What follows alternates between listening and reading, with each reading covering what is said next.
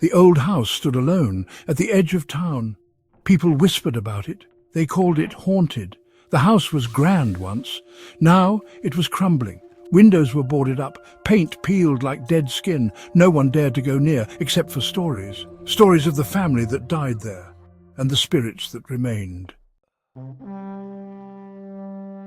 Arjun was never one to back down, especially from a dare. His friends knew about the house. They dared him to spend a night, alone. He laughed. He wasn't scared. Not really, it was just a story, a way to scare kids. He would prove them wrong. He entered the house. The door creaked shut behind him. The air inside was cold, heavy. It felt as though the very essence of the room was pressing down on him, making it hard to breathe. The darkness was almost tangible, wrapping around him like a suffocating blanket. Dust swirled in the moonlight, creating ghostly patterns that danced in the stillness. Arjun felt a shiver run down his spine, not just from the cold, but from an inexplicable sense of dread that seemed to seep from the very walls. But it wasn't the cold that made him shiver. It was something else, something unseen yet deeply felt. He walked further in, each step feeling heavier than the last, as if the house itself was trying to hold him back. Each step echoed in the silence, a stark reminder of his solitude. The sound bounced off the walls, amplifying the emptiness that surrounded him. It was as if the house was whispering secrets, secrets that were meant to stay hidden. Shadows danced on the walls, their movements almost hypnotic. They seemed to move with a life of their own, watching him with unseen eyes. Every flicker of light created new shapes, new forms that seemed to reach out to him. He told himself it was the wind, that the shadows were just tricks of the light. But deep down, he knew there was something more. His heart raced as he tried to calm himself, taking deep breaths that did little to ease his anxiety. The house creaked and groaned, each sound echoing through the empty halls. It was as if the very structure was alive, breathing and shifting with every passing moment. The noises were almost rhythmic, like a heartbeat, as if it were alive. The thought sent another shiver down his spine. He couldn't shake the feeling that he was being watched, that the house itself was aware of his presence. It was a living, breathing entity, and he was trapped within its grasp. The figure in the mirror. Arjun found a room, hidden away in the depths of the old mansion. The air was thick with dust, and the floorboards creaked under his weight. He felt a chill run down his spine as he stepped inside. In the corner of the room, a dusty mirror hung on the wall. It was an antique, with an ornate frame that had long since lost its luster. Cobwebs clung to its edges, and the glass was so dirty that it barely reflected any light. Intrigued, Arjun went to wipe it clean. He took a rag from his pocket and began to rub the surface of the mirror. As he did, the grime slowly gave way, revealing a clearer reflection. But something felt off. Suddenly, a face stared back at him. It wasn't his own. The face was ghostly, with hollow eyes that seemed to pierce through him. He froze, unable to look away. It was a woman, pale, with haunting eyes that seemed to hold 1,000 secrets. Her expression was one of sorrow and longing, as if she had been trapped in the mirror for an eternity. Then, without warning, a skeletal hand reached out from the mirror. Arjun stumbled back, his heart pounding in his chest. He could hardly believe what he was seeing. When he looked again, the figure was gone, leaving only his own terrified reflection staring back at him. The screaming clock. He ran through the house. He had to get out. Then he heard it, a clock chiming. But it wasn't 12, it was 3 a.m., the witching hour. The chimes grew louder, they morphed into screams, screams of terror. He clapped his hands over his ears, but he couldn't shut out the sound. Trapped. He reached the front door. He rattled the handle. Locked. He threw his weight against it. It wouldn't budge. He was trapped. Panic surged through him. He was alone, with whatever was in this house. He could feel its presence, cold and menacing. It was toying with him.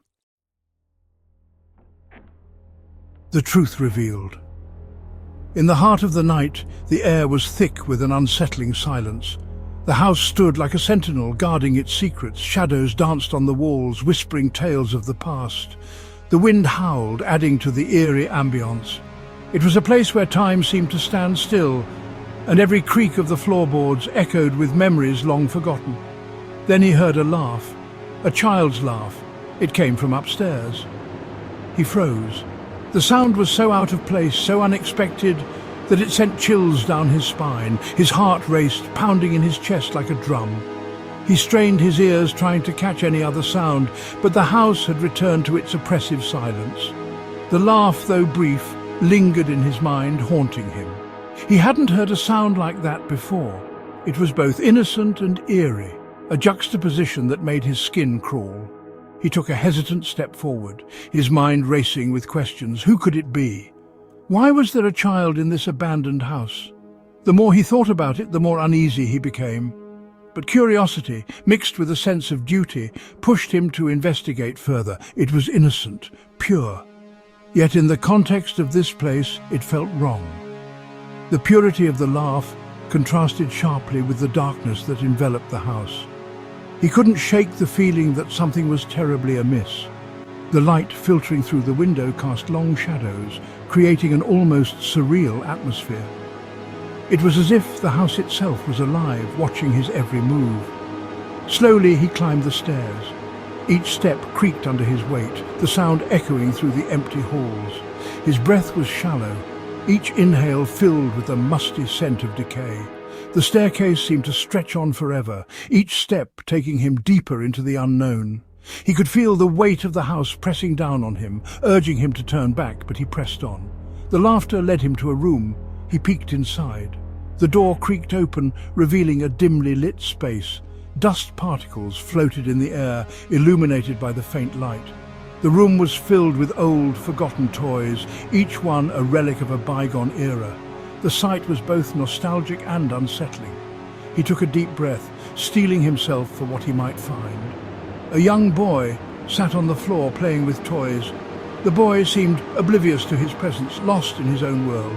The innocence of the scene was jarring, given the house's ominous atmosphere. The boy's laughter filled the room, a stark contrast to the silence that had preceded it. It was as if the boy was a beacon of light in the midst of darkness. He looked up and smiled. The smile was serene, almost angelic, but there was something unsettling about it. The boy's eyes seemed to hold a depth of knowledge far beyond his years. It was as if he could see into the man's soul, understanding his fears and doubts. The man felt a shiver run down his spine, but he couldn't look away. "I'm glad you're here," he said. The boy's voice was soft, almost melodic. It had a calming effect, but the words themselves were chilling. The man felt a sense of dread wash over him. Why was the boy glad he was there? What did he want? The questions swirled in his mind, but he couldn't bring himself to ask them. He was too afraid of the answers. "Now, we can play forever," Arjun realized. The boy's words echoed in his mind, each syllable dripping with a sinister promise. The room seemed to grow colder, the shadows lengthening. Arjun's heart raced, his mind struggling to comprehend the situation. He felt trapped, as if the walls were closing in on him. The boy's smile never wavered, adding to the sense of impending doom. He wasn't trapped with something evil. The realization hit him like a ton of bricks. The boy wasn't a malevolent spirit, but that didn't make the situation any less terrifying. The innocence of the boy's appearance was a stark contrast to the horror of his words.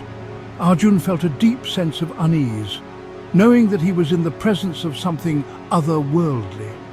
He was trapped with a ghost child. The boy's ethereal presence was undeniable. He seemed to flicker in and out of existence, like a candle flame in the wind.